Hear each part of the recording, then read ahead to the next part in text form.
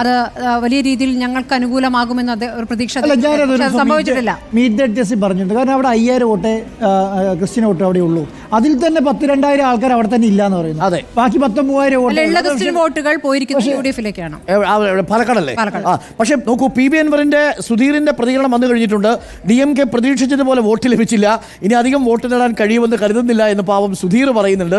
ഇത് PV അൻവറിന് രാഷ്ട്രീയമായ ഒരു വലിയ ആഘാതമായിരിക്കും. PV അൻവർ എന്ന് പറയുന്ന ഒരു ലീഡർ ഉണ്ടാക്കിയ ചലനം കേവലം 4000 വോട്ടിലേക്ക് ചുരുങ്ങിയിരിക്കുന്നു.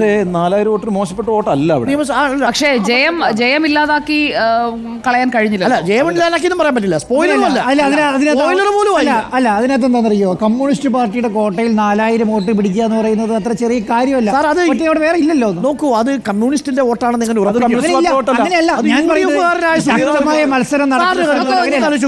ശക്തമായ മത്സരം നടക്കുന്നത് ജയിക്കാൻ ഒരു സാധ്യത ഇല്ലാത്ത സ്ഥലത്ത് 4000 വോട്ട് ആൾക്കാർ കൊടുക്കണ്ടേ? അല്ല, ചെറിയ കാര്യമല്ല.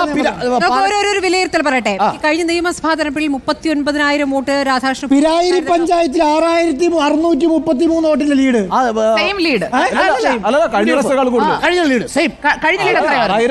UDF 13,152, LDF 6,519, NDK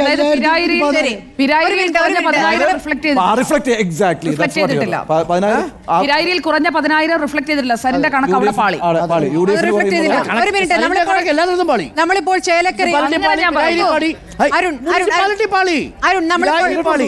ചേലക്കരയും പാലക്കാടും നമ്മൾ താരതമ്യമാണോ നടത്തുന്നത്? കഴിഞ്ഞ നിയമസഭാ തെരഞ്ഞെടുപ്പിൽ 38,000 വോട്ടിന് രാധാകൃഷ്ണ ഭൂരിപക്ഷം കിട്ടി. അവിടെ ഇപ്പോൾ 12,000 ഉയർത്താൻ കഴിഞ്ഞിട്ടുള്ളൂ എന്നൊരു വിലയിരുത്തലും. അപ്പുറത്ത് 3700 വോട്ടിന്റെ ഭൂരിപക്ഷത്തിൽ ജയിച്ച പാലക്കാട് അവിടെ ഇപ്പോൾ 15,000 കടക്കുന്നു എന്നുള്ള വ്യത്യാസം കൂടിയുണ്ട്. അങ്ങനെ നോക്കുമ്പോൾ പാലക്കാടിന് നേട്ടം, UDF നേട്ടം എന്നുള്ളൊരു വിലയിരുത്തൽ ആ രൂപത്തിൽ നടത്താം.